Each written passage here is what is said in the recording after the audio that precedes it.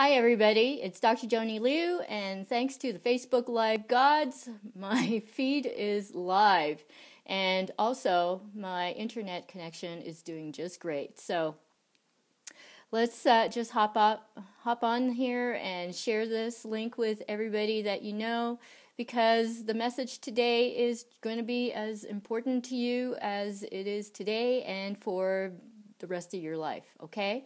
But let's recap on my campaign for Hope for Millions with Brain Injury. And this really truly is hope for millions, literally millions, because the Center of Disease Control, CDC, in the U.S. says that between 1.6 and 3.8 million people are diagnosed with concussions from sports and similar activities every year in the USA. Now, that's only an estimate because these are the people that actually make it to emergency or seek medical assistance. So there's a ton of other people who aren't seeking medical assistance, and so they don't have all the numbers that they want, but so they figure that the numbers are pretty conservative. It also doesn't include all the people who get injured at work or, having motor vehicle accidents. So there's a whole ton of people out there that are suffering from concussions. And we also found out that, from my literature review, that from 4,700 studies about concussions, only 13 that I deemed sufficient about the treatment of concussion exist. Only 13 out of 4,700. That is such a little bit of research. I mean, they're not focusing on the right stuff. They're still trying to figure out how to diagnose a concussion. They're still trying to figure out how to understand it. They're coming out with statistics. I mean, okay, so some of these statistics says that one study says 20% of people with concussions don't recover. Another study says up to 65% don't recover from a concussion after a few days. So, it all varies depending on what they're looking at. And so doesn't that mean, hi Catherine, how are you? So doesn't that mean we need to be doing something real about helping people with their brain injuries? Yes. So that's why this research project, which is just a small pilot research project to test a conception, okay? It's a conceptual study to find out if people can indeed improve from an online brain training course. All I'm doing is taking the stuff that I already use in my clinic, which is proven to help people already clinically, right in my clinic, one-on-one, mano-a-mano. I want to take that to the masses because there's too many people suffering. And it's not just football players who are committing suicide. It's not just hockey players who are committing suicide. I mean, not just the professionals. It's ordinary people. If you know the story of McCann Utu Jr., in April 2016, this year, a bright young man, 19 years old, he murdered his mother and his younger brother and then committed suicide. It was a beautiful family. They were so beautiful. And at one time, they were very happy. McCann Utu was a basketball player. That was his passion. And he got a concussion while playing. And so he never got cleared to come back. And so, when you're an athlete, when you're an elite athlete, all you do is eat, sleep, drink.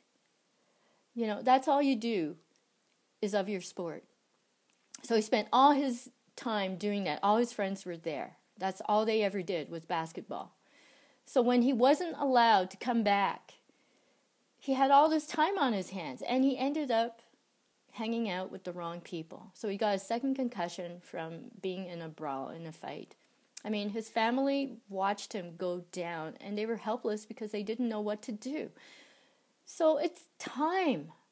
It's time to give people the tools that they need to rewire that brain so that they can heal it. Because the essence is, what are we thinking about and what do we feel about it? That's the essence.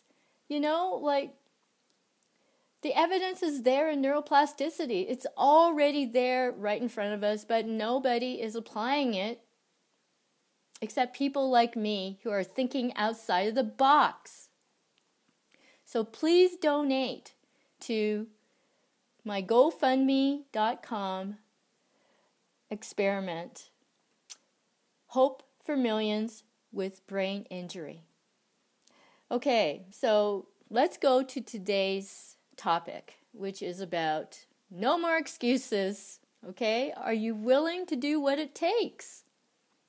You know, it's kind of interesting because I find that the people who eventually end up working with me on their problems, on their concussions, they are willing. And that is a big difference. The difference between willing and needing. There are lots of people who, talk to me, who need help, but they're not willing. And why is that? Is it because they don't feel they deserve it? Is it because their concussion or their illness is a crutch and they identify with it? Is it because they think they deserve to be the way they are? It's really, really sad when people don't take my offer to help. So the willingness is very important, and the willingness comes from, at that moment, a very high sense of self-esteem, because they still believe in themselves. They still believe that there is something for them worth doing in this life.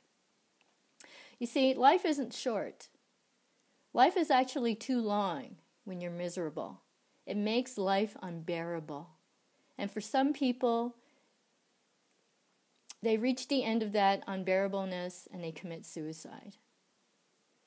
What good are we when we are here living and we're not fulfilling what our destiny is supposed to be? I don't know what your destiny is supposed to be, but I'm in control of mine.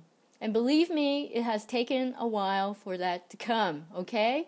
I'm no different from you are. I have my doubts, or I have had my doubts, but man, am I ever working to get rid of them? The only way that we can make life matter is when we take our lives into our own hands, when we take our minds into our own hands, because that is the only thing that we have control of, our minds. We only have control over our minds.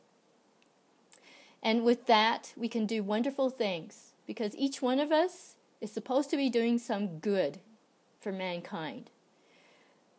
People who are hurting people who insist on forcing other people to follow them, that isn't the natural order. No, it's not. We have to choose for ourselves how we lead our lives. And if you want to be miserable, sure, go ahead.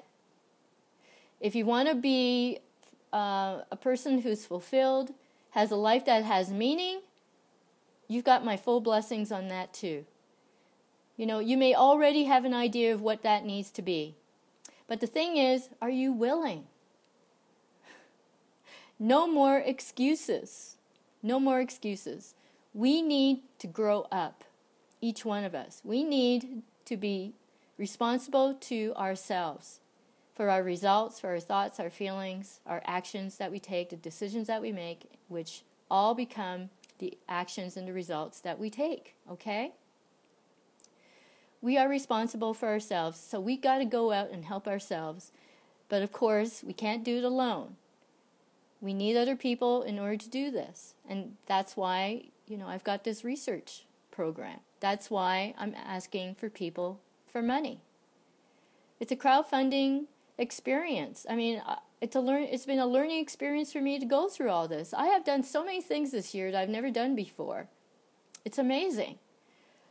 And I'm celebrating each and every little thing that I accomplish, because I know it's taking me closer and closer to my goal, which is to help eliminate the fear around concussions and to give total solutions to people so that they can live their life to the fullest. Are you going to join me? Are you going to go out and do what you need to do in order to live a fulfilled life? Because you are in charge of your destiny just like I am. No different. No different. Whether you're working a job, you've got a career, a vocation, whether you're an entrepreneur, even a corporate business person, high up in echelons of corporate world, you too have something else that you need to do. And I know you're yearning to do it. So maybe it is in the corporate world. So maybe it is in your business. Maybe it is in your family. But whatever it is, go and do it now. Your brain will thank you for it. Your life will thank you for it. You will thank you for it. Other people will thank you for it, okay? It's worth it. It really is. Hi, Barb. He says such injuries have significant short and long-term health consequences and must be taken seriously. Yes, we must take all of these things seriously. Yeah, Governor General David Johnson, yes, he's right. But the thing is that we cannot keep studying the problem. We have to start studying the solutions. That's where we have to go. Quit looking at the problem. Start looking at treatment. And I have, within my grasp, clinically proven a process for concussion recovery. Okay, and I want to share this with the rest of the world as soon as possible. So this pilot research project, Hope for Millions with Brain Injury, is basically about a pilot online brain training course. I'm going to be doing it with 10 people. They'll be divided into 2 groups of 5. And the first group will go through active treatment through the online course, and the other group will act as a control, so nothing will be done for them during that time, but we're going to be, using questionnaires and all this stuff, monitoring both groups. And then at the end of a certain time, a certain number of weeks, the groups are going to switch, and so the second group will get active treatment, and the first group will be my control group. And the reason why I'm doing this, it's called a crossover study, because I have an ethical dilemma with something called a control group, which is denied access to treatment that we know that we have. It's an ethical dilemma. I don't like him. In fact, I hate him. I think it's cruel to deny people treatment when it's available. So that's why, to my great relief, a researcher told me about this, and the biostatistician that I talked to here in Calgary also understood what it's about. And so I'm so relieved that I can do this, because I want inevitably both groups to benefit. So at the same time that I'm asking for funding, I'm also asking for research subjects to come forward and be part of this wonderful study, because we got to do this, okay? It needs to be done. There are researchers out there who have studied the literature, and they're saying the same thing. There's definitely not enough research on treatment.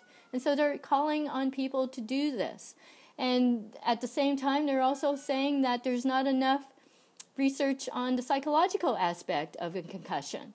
And, they realize that there are many psychological repercussions, so let's do something about it from a psychological point of view. So there's even fewer things involved in those 13, studies that I found that aren't just dealing with the physical aspect, okay? So we need to look at the psychological aspect, because that's where it counts. The psychological aspect affects our brains hugely. And we know about that because of neuroscience and neuroplasticity, okay? And because of my background in Chinese medicine, especially classical Chinese medicine, and understanding the human psyche, my God, the sciences, the two great bodies of work, they just meld in and dovetail in perfectly. And that's why it works, okay? So we need to be doing all this stuff now, Okay, so until next week, I want you to think about what you're willing to do. You've got to have a goal. You've got to make a decision. And you've got to go do it. Okay? Do it because you're still alive and you still have a reason for being alive. As long as you're breathing, you still have a purpose to be here. Bye.